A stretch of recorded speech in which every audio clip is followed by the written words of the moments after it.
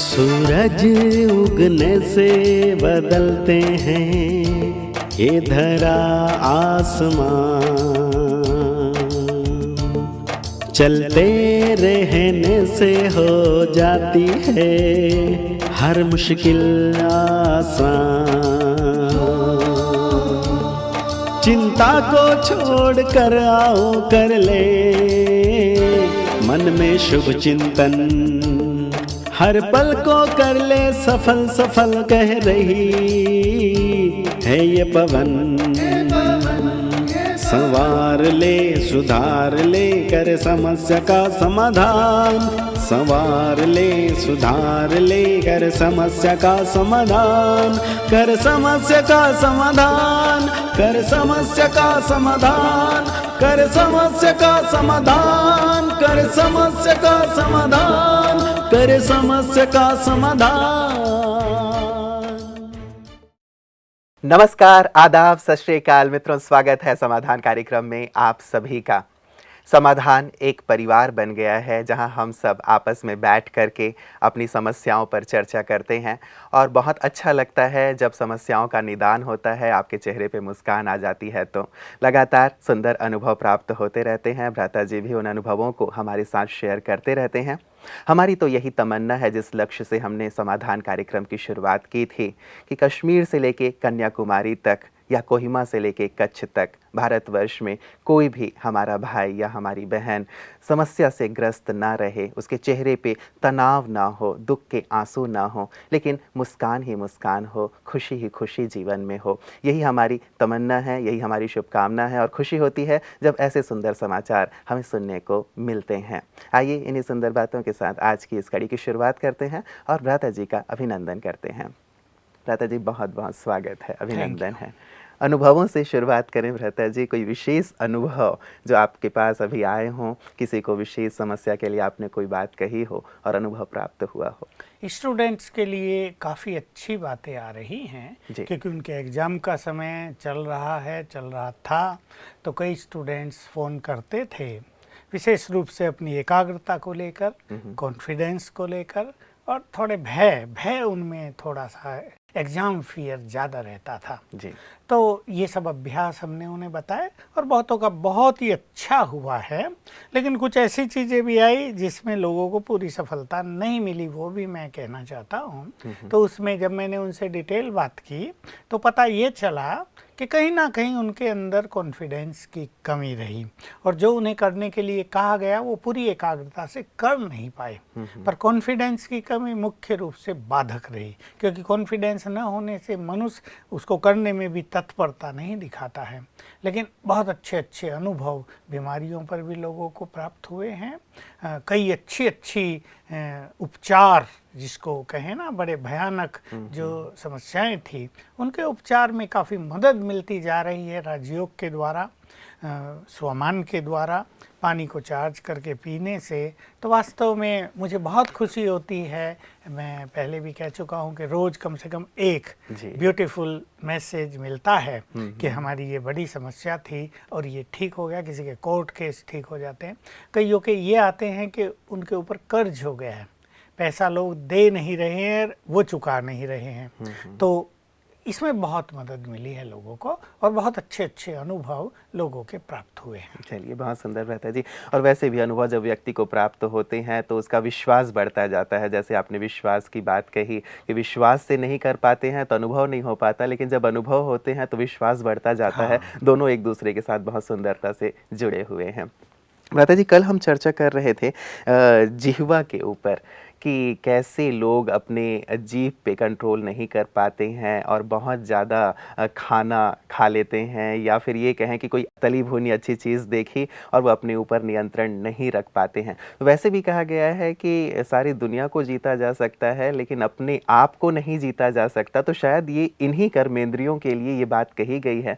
तो बात भ्राता जी वहीं से स्टार्ट करते हैं कि अपनी कर्मेंद्रियों पर, विशेष करके जिह्वा पर कैसे नियंत्रण प्राप्त किया जा सकता है। लोगों ने कहा है ये बात कि किसी बड़ी से बड़ी सेना को हरा देना ये सहज हो सकता है, लेकिन स्व पर राज करना, स्वयं के विकारों को हरा देना, अपनी जीभ पे कंट्रोल कर लेना, मुख जो बोलता है, जी। अपनी वाचा शक्ति पर नियंत्रण कर लेना और इन सबसे बड़ी बात मन पे नियंत्रण कर लेना सचमुच बहुत भारी काम है, परंतु राजयोग की साधना के द्वारा इसे सहज किया जा सकता है।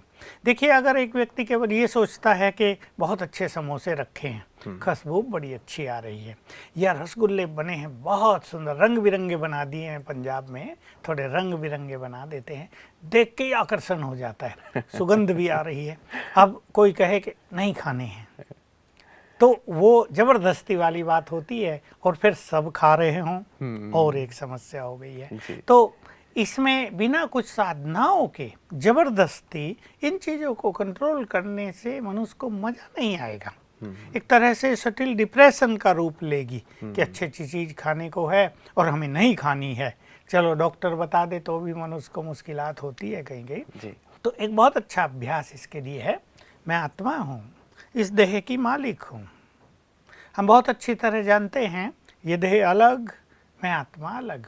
मैंने इस देह में प्रवेश किया है, जैसा ये देह मैंने लिया है, इससे पहले अनेक देह रूपी वस्त्र पहने हैं और उतारे हैं, और इसके बाद भी ये क्रम चलता ही रहेगा।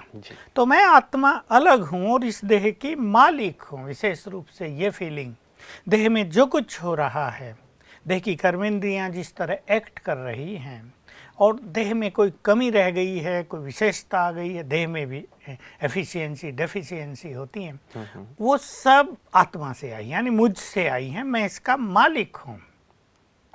तो अपने को मालिक की फीलिंग देना, मैं आत्मा अलग, इस देह का मालिक, मैंने इसमें प्रवेश किया है, मैं कर्मेंद्रियों का मालिक हूँ, मन बुद्धि की मालिक हूँ। इससे क्या होगा कि एक अलौकिक रस मन को प्राप्त होने लगेगा और फिर ये कर्मेंद्रियों के रस फीके पड़ेंगे, आप ही फीके लगेंगे। हमें ज़बरदस्ती नहीं करनी पड़ेगी कि नहीं जलेबी दिख रही है नहीं खाना है। जीभ जैसे दिखाते हैं कि सन्यासी के शिष्य को जलेबी खाने का बहुत शौक था, जलेबी आई, गुरु ने जीभ निकाली और जीभ को ऐसे दिखा और फेंक दी। अभी शिष्य सोचा अब मैं क्या करूं, तो गुरुदेव ही नहीं खा रहे हैं, बड़ी मुश्किल हो गई। ये नहीं, हम एक ऐसे अलौकिक रस को प्राप्त कर लें कि जिह्वा का रस स्वतः ही समाप्त हो जाए, तो ये इस अभ्यास से होता है।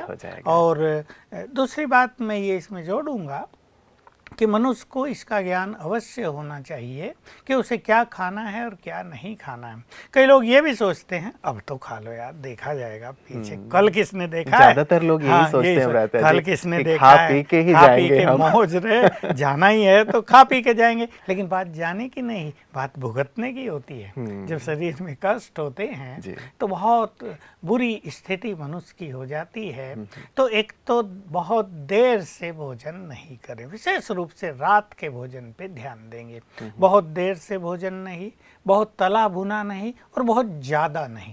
कई लोग 12 बजे खाते हैं। जी पार्टियां आयोजित की जाती हैं या किसी भी प्रकार के समारोह होते हैं, शादी आदि के भी समारोह होते हैं, वो तो ज्यादातर लेट नाइट ही होते हैं और उस समय ये सारे जो पकवान जिनकी बात हम कर रहे हैं ये सारे वहां दिखाई देते रहते, 36 व्यंजन सुगंध होती है, तब नियंत्रण करना बड़ा भारी हो जाता है। एक वातावरण होता है सबके खाने पीने का। कोई कहेगा ये चीज बहुत सुंदर है, वाह वाह मजा आ गया, वो उसको आके बताएंगे ये खाओ तुम भी। लेकिन बात यह है कि कभी कभी कुछ हुआ तो उसका कोई खास इफेक्ट बॉडी पे नहीं पड़ेगा। बॉडी भी हमारी समर्थ है, बहुत चीज़ों को एडजस्ट करती है, डाइजेस्ट करती है, लेकिन रोज का ये क्रम न हो।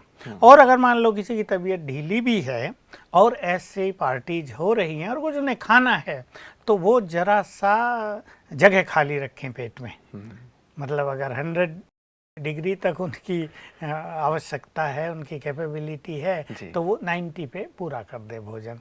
तो भोजन ज़्यादा न खाने से हमारी हाजमे की शक्ति बढ़ी रहेगी, और अगर हमने ज़्यादा खा लिया तो नुकसान भी करेगा और हमारी शक्तियों को भी छीन करेगा। ये दो बातें ज़रूर ध्यान रखनी हैं, और उन चीज़ों को तो अवॉइड करना ही है। मान लो शुगर बहुत ज़्यादा है और अच्छी मिठाइयाँ बनी हुई हैं, अब निश्चित रूप से शुगर वाले को भी इच्छा तो होती है, लेकिन थोड़ा थोड़ा खा लें, जीभ की भी तृप्ति हो जाए, लेकिन इतना अनकंट्रोल न कर दें अपने को कि खाते ही जाएं और फिर बिस्तर पकड़ लें, फिर उठा ना जाए। कईयों के ऐसे केस हो गए हैं कि बाथरूम में नहाने गए और लोग ऐसे गिरे कि तोड़ के कांच उनको निकालना पड़ा। तो इतना कंट्रोल अवश्य अपने ऊपर रखना चाहिए और इन चीज़ों की सावधानी। बिल्कुल। तो भ्राता जी, ये कई बार जैसे ये बात आ जाती है, ठीक है, डॉक्टर ने कह दिया तो हम मीठे पे थोड़ा-थोड़ा कंट्रोल रखने की कोशिश करते हैं, फिर भी अंदर की जो चाहत है वो बनी ही रहती है। अच्छा, दूसरी बात ये आती है कि कइयों को भूख ही बहुत ज़्यादा लगता है। अब वो मोटे हैं लेकिन और डॉक्टर कह रहे हैं कि तुम्हें ज़्यादा नहीं खाना है, लेकिन भूख भी लग रहा है। अच्छा, जिह्वा भी कह रही है कि नहीं-नहीं खा लिया जाए। तो ऐसे में बड़ी दुविधा वाली स्थिति हो जाती है कि किसकी सुने? डॉक्टर की सुने, अपनी जीभ की सुने, अपने स्वास्थ्य की सुने? क्या करें ऐसे में विशेष तीनों में करके? बैलेंस, जीभ की भी सुन ले, नहीं तो वो भी गाली देंगे ना कि तुम कैसे बंदे हो, कुछ भी नहीं देते मेरा मुझे। ध्यान ही नहीं हाँ, रखते। और डॉक्टर की तो सुननी पड़ेगी जी। भाई, हेल्थ है, अभी वेट बढ़ता जा रहा है, लेकिन अपना खुद भी ध्यान रखें। और जैसे मैंने कहा, अगर ये प्रैक्टिस करते रहेंगे ना, जी। मैं आत्मा स्वराज्य अधिकारी हूँ, तो मन पर कंट्रोल होता जाएगा, जीभ पे कंट्रोल होता जाएगा। हम महत्व देंगे इस अभ्यास को, जबरदस्ती कंट्रोल करने पर नहीं। हम भी जाते हैं कहीं, बहुत अच्छे भोजन होते हैं बाहर, लेकिन हम देखते हैं सब खा रहे हैं, थोड़ा थोड़ा ले लिया ताकि खिलाने वालों को भी संतुष्टि हो। वो तो कहेंगे हमने बड़े प्यार से आपके लिए ही तो बनाया है ये, तो उन्हें भी संतुष्टि हो जाए, लेकिन इतना ना खा लें कि सवेरे हमें कष्ट हो। भ्राता जी, एक दूसरी बात, चलिए, जिह्वा एक तो स्वाद की बात है, और दूसरी बात जो आपने छेड़ी थी, जिह्वा ही एक वाणी का भी आधार है, जीभ से ही हम बोलते हैं। और कई बार कहा जाता है कि जीभ में हड्डी नहीं होती, लेकिन ये किसी की भी हड्डियां तुड़वा सकती है। तो ये बोल पे भी कईयों का संयम नहीं होता, कंट्रोल नहीं होता, कब कहाँ कैसे बोलना है ये उन लोगों को बोध नहीं होता। तो बहुत सारी समस्याएं शायद ये जिह्वा से भी पैदा हो जाती बोल हैं। से ही अनेक कांड हो रहे हैं। कोर्ट केसेस का अगर हम विश्लेषण करें तो बहुत सारे बोल के कारण पैदा हुए, पति पत्नी के झगड़े, उनमें डाइवोर्स और अनेक तरह की टेंशन, ये बोल से ही होता है। विशेष रूप से देखने की बात ये है कि बोल के पीछे फीलिंग्स क्या है। एक व्यक्ति में अहंकार है, वो हमेशा बोल से प्रतिभाषित होगा। एक व्यक्ति में ईर्ष्या हो किसी के लिए, जब वो उनसे बात करेगा उसकी ईर्ष्या उसमें झलकती रहेगी। किसी व्यक्ति में क्रोध बहुत हो तो कितना भी वो कोशिश करे, लेकिन कुछ ना कुछ इरिटेशन उनके बोल में दिखाई देगा ही। मान लो किसी के लिए भावनाएं ही दूसरी हैं, किसी ने कष्ट पहुंचाया है और रिवेंजफुल फीलिंग है, तो जब बात करने का मौका मिलेगा तो वो अपनी उस फीलिंग को दिखाएंगे जरूर। वाचा के पीछे ये फीलिंग है। इसलिए ईश्वरीय महावाक्यों में हमें ये सिखाया गया, स्वयं भगवान ने सिखाया, तुम अपनी वृत्ति को चेंज करो। वृत्ति माना पीछे की फीलिंग्स। सबके लिए प्रेम पैदा करो, जिन्होंने ऐसा वैसा कुछ किया उन्हें क्षमा कर दो, क्योंकि तुम महान हो, अब तुम बड़े हो। अपने स्वरूप को, अपने स्वमान को पहचान लो, उसमें आ जाओ। अब तुम किसी से बदला लेके क्या करोगे? मान लो एक माँ है और उसको 4 बच्चे हैं, एक बच्चे ने माँ के विपरीत कुछ ज़्यादा किया है, अब माँ उससे बदला ले, पहले तो ये बात जचती नहीं ना, माँ बच्चे से बदला ले। मान लो ले भी ले तो वो रोएगी ना, वो रोएगी, बाद में दुख होगा, उसे कष्ट होगा कि मैंने ये क्या किया। हम भी बड़े हैं, बाबा ने बड़ी बड़ी स्मृतियाँ दिलाई, तुम पूर्वज हो, तुम विश्व कल्याणकारी हो, तुम महान आत्मा हो। इन सब को हम याद करें तो सभी के प्रति हमारी वृत्ति, हमारी फीलिंग्स बहुत पॉजिटिव हो जाएगी, एक पितृवत हो जाएगी, भ्रातृत्व भाव उसमें समा जाएगा, कल्याण का भाव समा जाएगा, तब हमारे बोल बहुत अच्छे रहेंगे।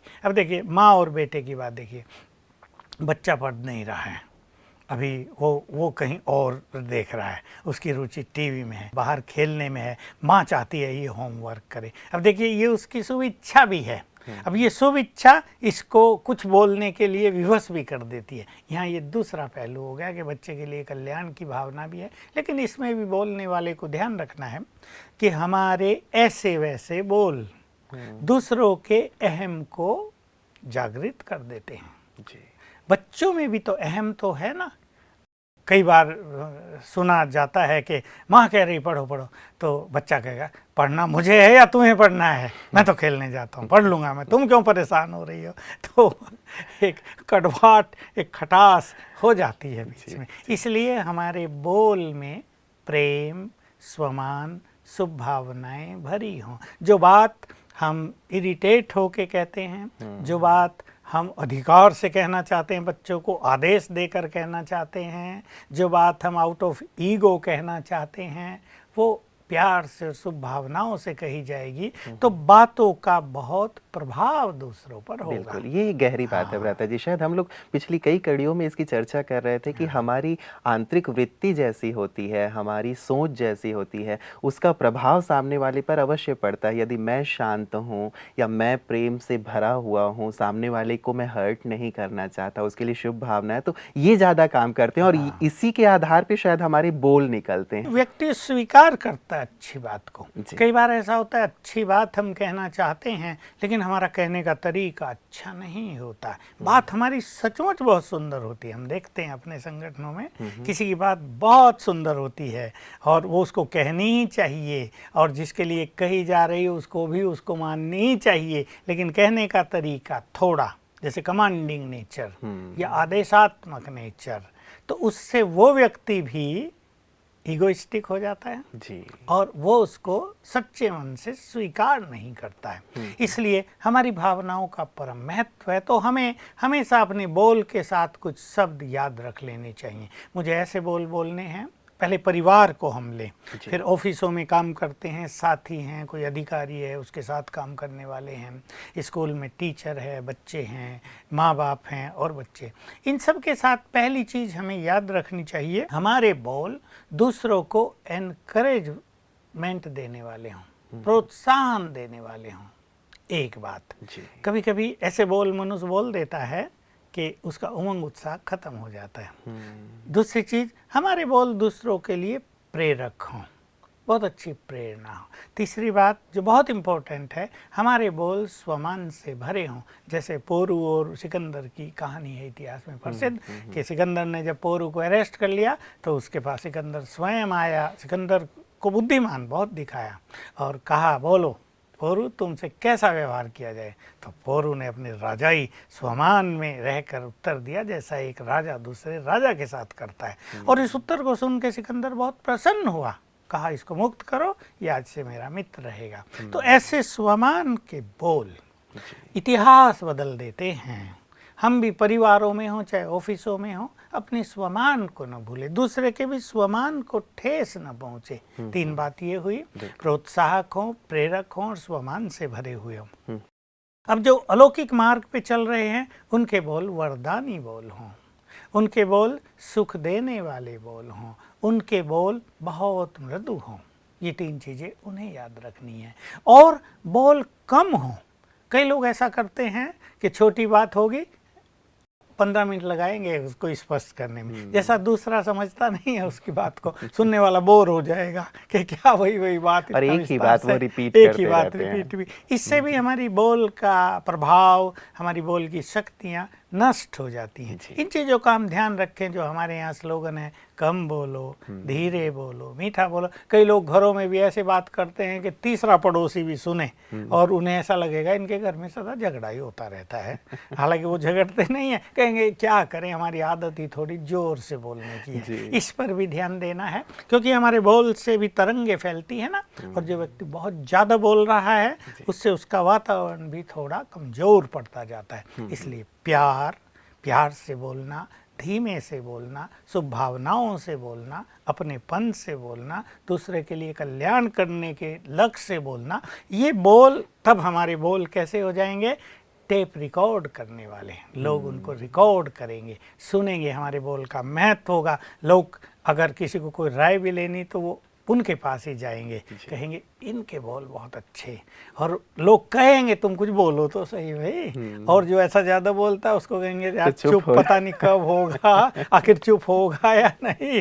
तो अपने को महत्व देना, अपने बोल को महत्व देना है परम आवश्यक है। बोल की बहुत सुंदर बातें भ्राता जी आपने रखी हैं। केवल एक बात, वैसे सारी सार युक्त सारी बातें आ गई हैं। कई बार व्यक्ति इसलिए अपने बोल पे कंट्रोल नहीं कर पाता कि सामने वाला व्यक्ति उसके लिए कुछ गलत बोल रहा होता है, गलत प्रचार प्रसार कर रहा होता है, गुस्से में बोल रहा होता है, अपशब्द बोल रहा होता है। तो मैं तो बहुत अच्छा हूँ, लेकिन फिर भी यदि मेरे ऊपर ऐसे लांछन लग रहे हैं जो बिल्कुल गलत है, ऐसे में अपनी वाणी पे संयम रखना कई बार थोड़ा कठिन। वाणी के पीछे जो फीलिंग्स है, अब दूसरे ने किया ही ज़्यादा कुछ ऐसा खराब है तो मनुष्य के मन में एक गुस्से की फीलिंग रहती है।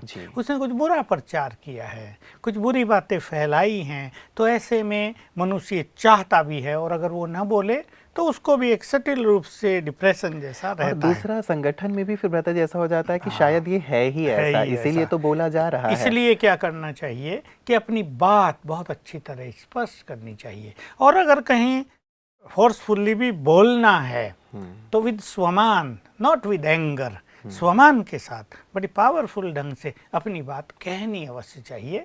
मैं ये बात हमेशा जोर देकर कहता हूँ कि अपनी हर बात को दबा के न रखो। दबाने से आपको मज़ा नहीं आएगा, मन में और एक उल्टे विचार ज़्यादा चलते रहेंगे। इसलिए जहाँ ऐसी बात हो वहाँ स्वमान में स्थित होकर फोर्स से अपनी वाणी पे भी संयम रखते हुए हम अच्छी बात कहेंगे तो दूसरे व्यक्ति को हम रियलाइज करा सकते हैं कि यू आर रॉन्ग। लेकिन कभी कभी हम ज़्यादा बोल जाएं, कभी ऐसा होता है गुस्सा तो भरा हुआ है, दूसरे ने सचमुच गड़बड़ की है, लेकिन अगर हम बहुत ज़्यादा बोल जाएं तो हो सकता है वो सिचुएशन और बिगड़ जाए। इसलिए हमें लक्ष्य रखना चाहिए कि हमें अपने बोल से सिचुएशंस को समाप्त करना है, उन्हें बढ़ने नहीं देना है, तो इससे हमें और दूसरे को बहुत फायदा होगा। तो भ्राता जी, मैं स्वामी विवेकानंद जी की एक बात पढ़ रहा था, उन्होंने कहा कि मैं तब कभी भी निराश नहीं हुआ, दुखी नहीं हुआ या कभी भी मुझे ग्लानि नहीं हुई जब मैं चुप रहा, लेकिन तब जरूर हो गया जब मैं कभी आवेश में आकर कुछ कह गया। तो वास्तव में कई स्थानों पे चुप रहना भी फायदेमंद होता है, तो सामने वाला व्यक्ति बोल बोल के वैसे ही शांत हो जाता है। इसलिए बहुत अच्छी कहावत है ना, साइलेंस इज गोल्ड जी, स्पीच इज सिल्वर। तो महत्व तो है क्योंकि साइलेंस में पावर है, पर जहाँ कुछ कहना है वहाँ कहना भी चाहिए, वो भी हमारा परम कर्तव्य होता है। बिल्कुल। भ्राता जी, एक मेल हमारे पास आया हुआ है, ये हैं गुंजन जी, और ये कहते हैं कि स्टूडेंट्स के लिए आप विशेष करके किस प्रकार का मेडिटेशन करने की उन्हें सलाह देंगे, उसकी प्रोसेस क्या हो, और साथ ही किस प्रकार के संकल्प वो अपने अंदर क्रिएट करें, स्पेशली स्टूडेंट्स के लिए। अभी ये डिपेंड करता है कि स्टूडेंट बहुत छोटे हैं या बड़े हैं या हायर एजुकेशन के। मैं बताऊं, एक बार हम एक स्कूल में गए तो एग्ज़ाम चल रहे थे, तो प्रिंसिपल ने कहा भाई बड़ों के तो एग्ज़ाम चल रहे हैं, 1ली से 5वीं क्लास के बच्चे हैं, उन्हें कुछ सिखा दो। अभी मैं भी तब ज़्यादा बच्चों के बारे में कुछ ऐसी ट्रेनिंग नहीं ली हुई थी। मैंने सोचा चलो आए हैं तो कुछ करके जाएंगे। बच्चे आ गए 300 और बैठ गए। अब हमने उन्हें थोड़ी थोड़ी बातें सिखाई और फिर कहा तुम आत्मा हो, यहाँ हो और यहाँ ध्यान एकाग्र करो। आप हैरान होंगे, बच्चों ने पैर मोड़े और ध्यान मुद्रा लगाई और स्थित हो गए यहाँ, और सारा जो स्टाफ था वो देखता रह गया कि बच्चे ऐसा सुंदर मेडिटेशन करते हैं जो चुप नहीं रहते कभी। तो अगर बच्चे बहुत छोटे हैं उन्हें केवल आत्मा का ज्ञान देकर यहाँ एकाग्र कर, तुम आत्मा हो, तुम ये देह नहीं हो, तुम तो अलग हो और तुम तो शांत स्वरूप हो, तुम भगवान के बच्चे हो, इतना मेडिटेशन उन्हें सिखाएंगे। अब बच्चे थोड़े बड़े हो गए, मान लो 7वीं 8वीं 9वीं 10वीं तक के बच्चे हो गए, अभी ये थोड़े समझदार हो गए, इन्हें हम सिखाएंगे कि आत्मा पर एकाग्र करो, आत्मा के बारे में चिंतन करो। मैं आत्मा शांत स्वरूप हूँ, मैं आत्मा पवित्र हूँ, मैं प्रेम स्वरूप हूँ, ऐसे धीरे धीरे। मैं तो बहुत सुख स्वरूप हूँ, मैं तो मन बुद्धि की मालिक हूँ, मेरे पास तो भगवान की दी हुई दिव्य बुद्धि है, सद्बुद्धि है, मैं तो बहुत चरित्रवान हूँ। अपने बारे में चिंतन। फिर दूसरा वही संकल्प, हम तो भगवान के बच्चे हैं, भगवान का इन्हें ज्ञान दे दिया जाएगा, वो ज्योति स्वरूप है, निराकार है, उसको वो सामने लाएंगे और उससे बात करेंगे।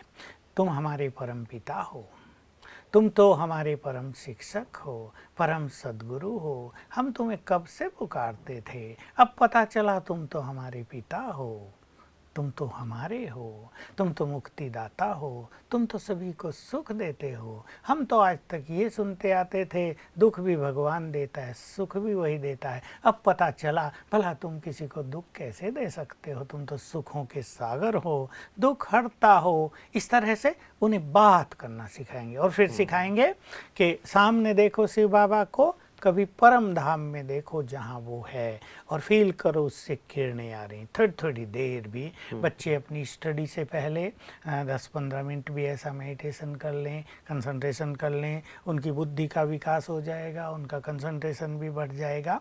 और एक साथ लंबा समय बैठने की उनको ज़रूरत नहीं है। मान लो स्टडी चालू कर रहे हैं, घर में होमवर्क कर रहे, 5 मिनट कर लें, ऐसे बीच बीच में वो रिलैक्स भी होते रहेंगे। ऐसा लक्ष्य रख लें, 3 बार जरूर कर लें सारे दिन में, 10-10 मिनट कर लें तो बहुत अच्छा होगा। इस तरह एक हल्के रूप से मेडिटेशन स्टूडेंट्स को सिखाना चाहिए। बिल्कुल। प्रथा जी, क्या इसकी कुछ ऐसी सीडीज़ या कुछ ऐसी बुक्स भी बनी हुई हैं कि उनके माध्यम से यदि स्टूडेंट्स चाहें तो खुद भी कर लें, या परिवार वाले चाहें तो उनको सिखा दें, या टीचर्स चाहें तो करा दें? बच्चों के लिए भी छोटी बुक्स बनी हुई हैं। हमारे यहाँ जो युवकों को और स्टूडेंट्स को जो कोर्स दिए गए टच द लाइट के रूप में भिन्न भिन्न स्कूलों में जाकर उनकी छोटी छोटी पुस्तक बनी हुई पाठ्यक्रम जैसे, उनसे भी बहुत मदद बच्चों को मिल सकती है। और वो ऐसी नहीं है जिसके लिए उन्हें कोई वर्क करना पड़ेगा, होमवर्क या स्टडी।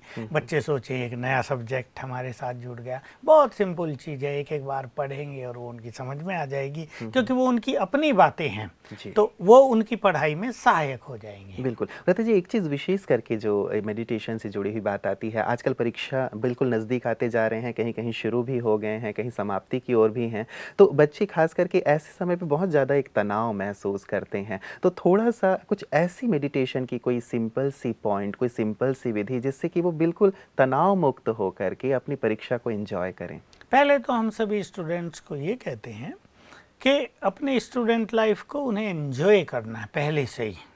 एग्ज़ाम की बात तो अब है, और वो अपनी पढ़ाई को एंजॉय करें, फिर अपने एग्ज़ाम को भी एंजॉयमेंट समझें कि जो हमने पढ़ा उसको दिखाने का एक समय हमारे पास है।